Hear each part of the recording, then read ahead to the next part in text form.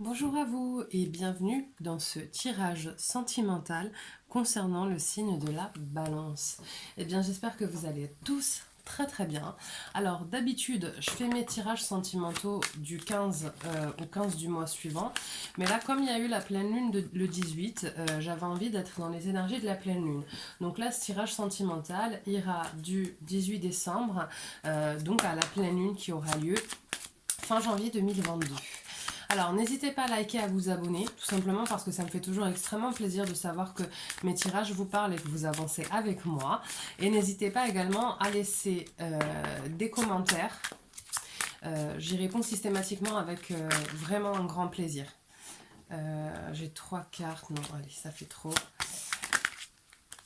Ok, alors on va voir où vous en êtes là actuellement les balances. Donc j'ai la clairvoyance et j'ai l'encre. D'accord.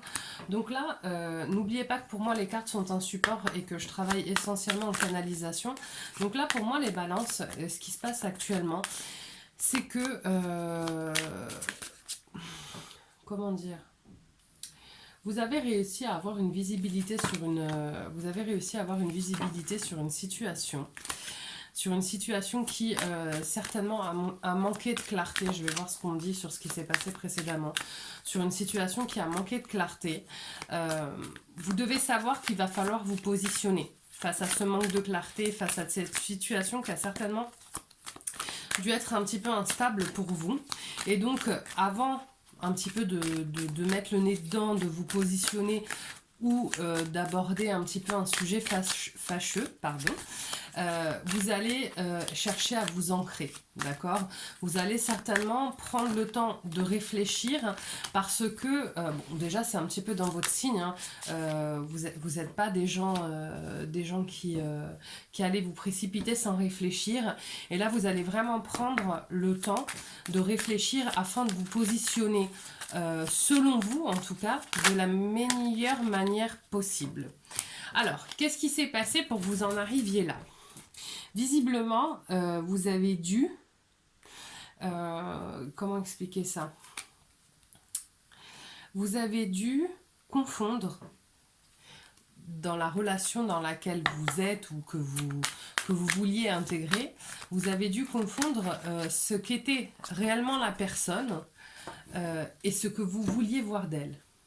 Alors je ne sais pas si c'était votre signe ou c'était un autre signe qui le mois dernier avait exactement la même problématique. C'est-à-dire que là, vous vous rendez compte que vous avez confondu ce que vous vouliez avec, sur le plan sentimental et ce que vous viviez sur le plan sentimental.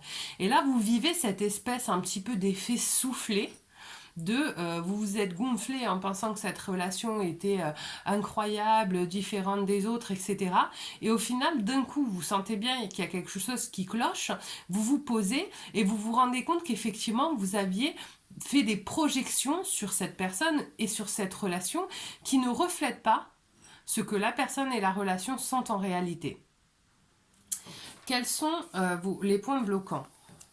Donc là, vous voyez, j'ai le miroir magique et j'ai les nuages. On en revient très exactement à ce que j'étais en train de vous dire.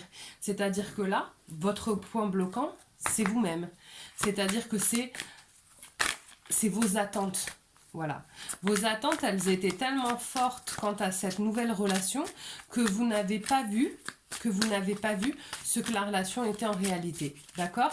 Pour moi, là, ce qui vient en canalisation, c'est qu'il faut que vous fassiez vraiment attention aux fantasmes, à la différence qui existe entre vivre une relation telle qu'elle est et la fantasmer, l'idéaliser. Par exemple, non, j'ai trop de cartes là. Par exemple, j'aimerais bien vous donner un exemple pour que ce soit vraiment concret.